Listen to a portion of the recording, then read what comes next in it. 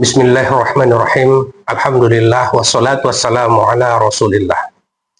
Roger Connors yang dikenal sebagai salah satu pemikir di dalam bidang accountability dan organizational performance, serta beliau 4 kali menulis bestseller di dalam berita yang dikeluarkan New York Times dan Wall Street Journal.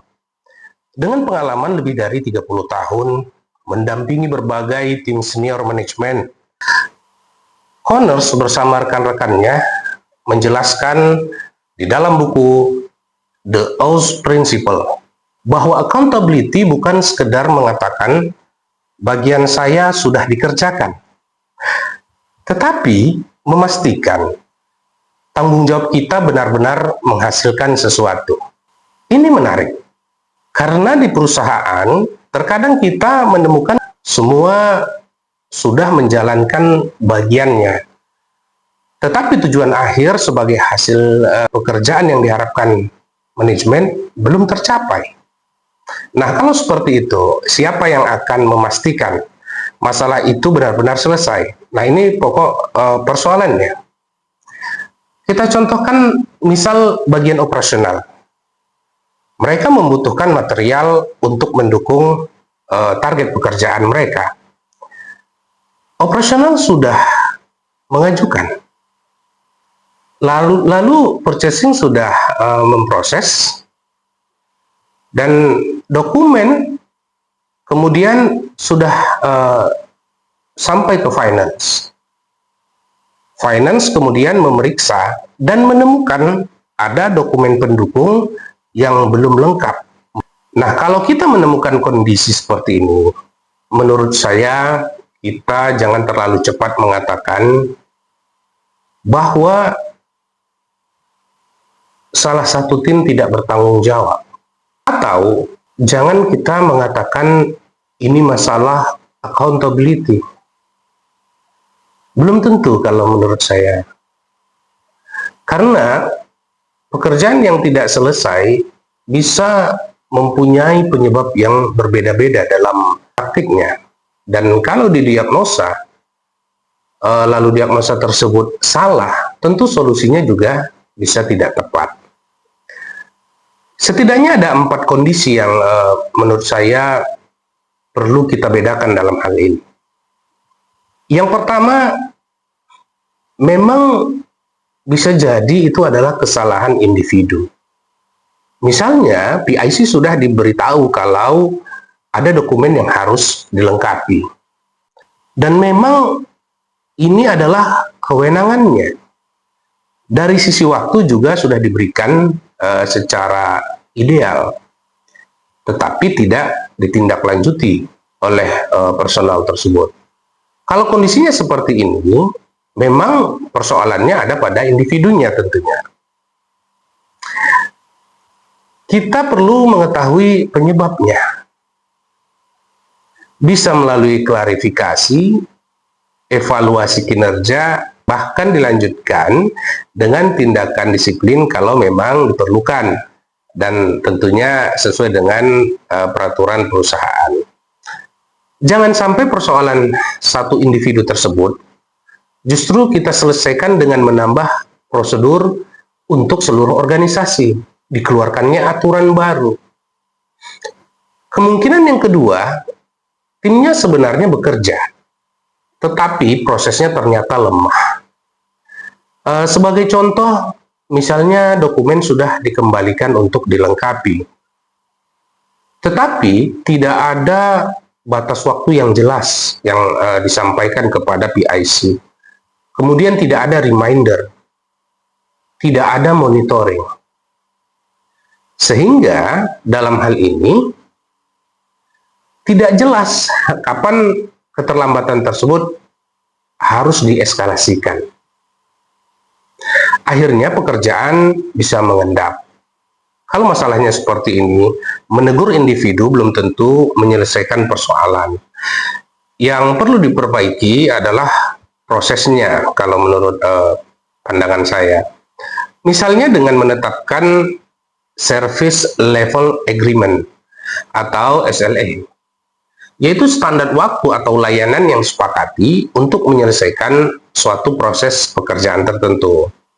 Kemudian dilengkapi dengan monitoring, lalu adanya reminder dan jalur eskalasi yang jelas ketika proses sudah melewati batas waktu yang ditentukan.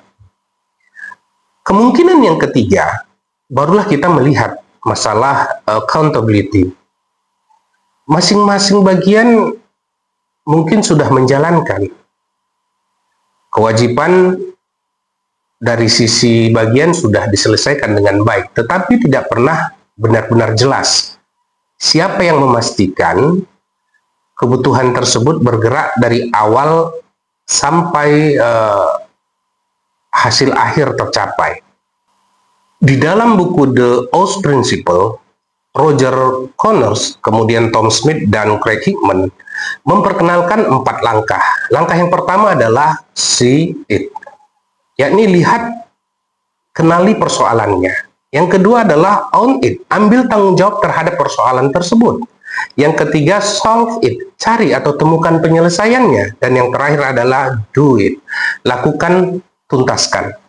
Kalau kita sederhanakan dalam bahasa kerja sehari-hari, lihat persoalannya dengan jelas. Sadari tanggung jawab kita di dalamnya. Kemudian, cari jalan keluarnya. Lalu pastikan tindakannya benar-benar menghasilkan sesuatu sesuai dengan target manajemen. Jadi pertanyaannya tidak berhenti pada apa yang sudah saya kerjakan, tetapi lebih jauh mengarah kepada apakah hasil yang dibutuhkan perusahaan sudah tercapai. Sekali lagi, goals perusahaan, bukan goals departemen. Tentu ini bukan berarti satu orang harus mengerjakan semuanya. Masing-masing tetap bekerja sesuai fungsi dan kewenangannya.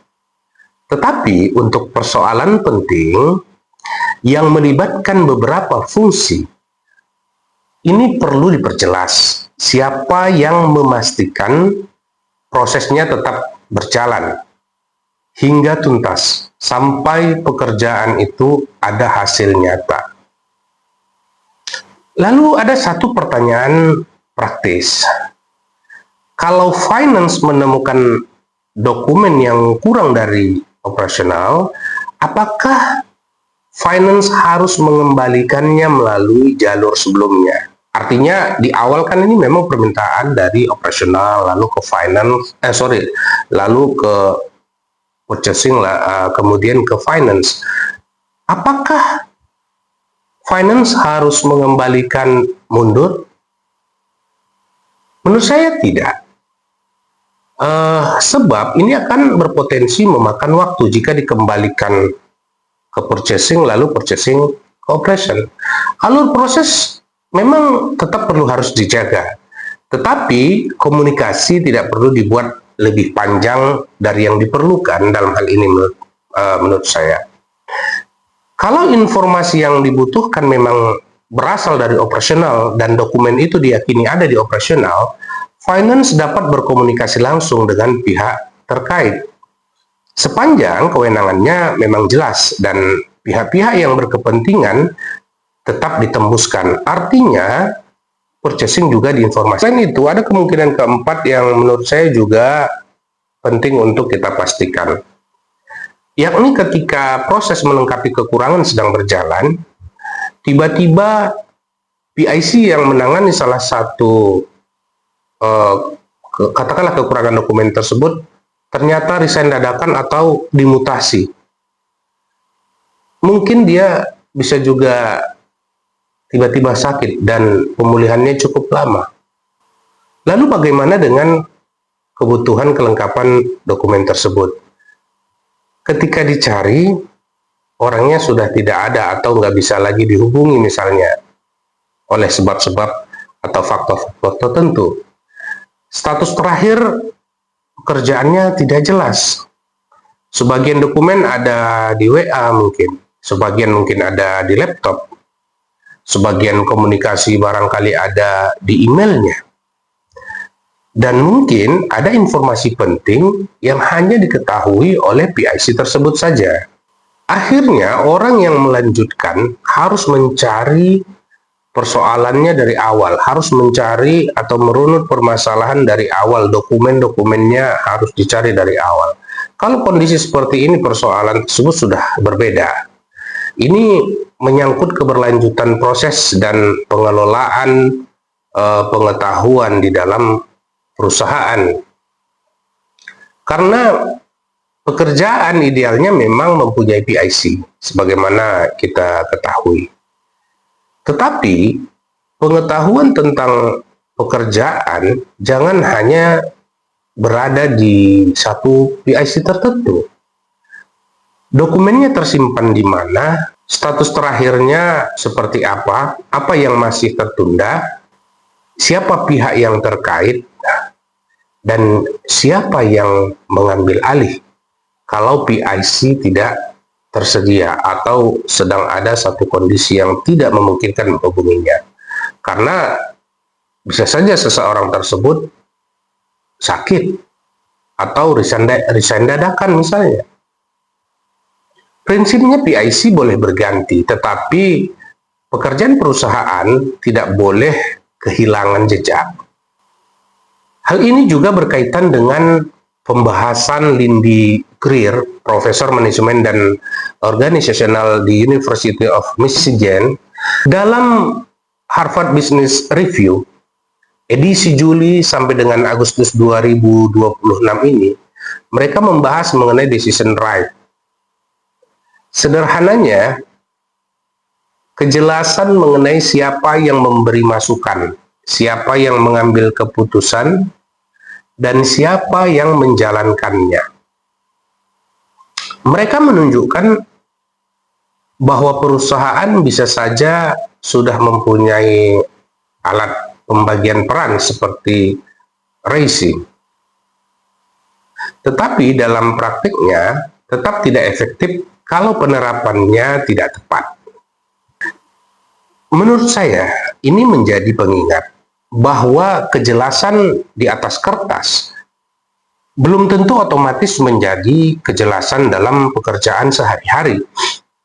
Jadi kalau besok kita menemukan pekerjaan yang tidak kunjung selesai, mungkin jangan langsung bertanya, siapa yang salah? Coba didiagnosa lebih dahulu. Apakah dalam hal ini adalah individunya, yang mana apakah ia sudah tahu apa yang harus dia lakukan? Atau dia mempunyai kewenangan dan waktu yang cukup, tetapi tidak melaksanakannya? Kalau iya, mungkin memang persoalannya ada pada personal individu tersebut. Apakah orangnya bekerja tetapi prosesnya tidak mempunyai standar waktu, kemudian tidak ada monitoring, tidak ada reminder, atau tidak ada jalur eskalasi? Nah, kalau iya, yang perlu diperbaiki adalah prosesnya.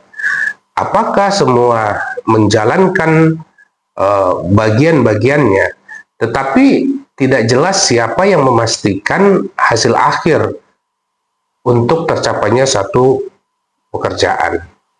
Kalau ia perlu diperjelas memang accountability-nya. Atau apakah proses berhenti ketika seseorang pindah atau resign secara mendadak mungkin karena informasi ikut hilang?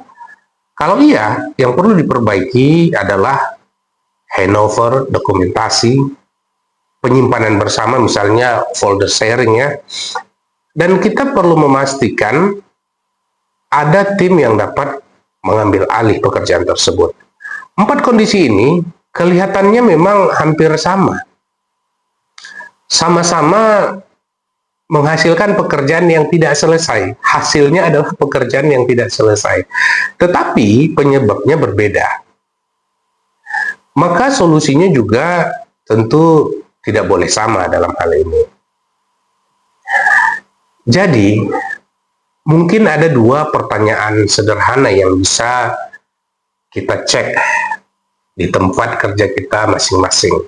Ketika sebuah pekerjaan tidak selesai, pertama yang kita tanyakan adalah apa sebenarnya yang membuat pekerjaan ini berhenti. Setelah penyebabnya jelas, baru kita tanyakan siapa yang akan memastikan atau mengawal persoalan ini. Mengawal persoalan ini yang sering terlewatkan hingga pekerjaan tersebut benar-benar selesai sesuai dengan target manajemen, bukan target departemen. Saya Rizwan Abadi, sampai ketemu di catatan organisasi berikutnya. Assalamualaikum warahmatullahi wabarakatuh.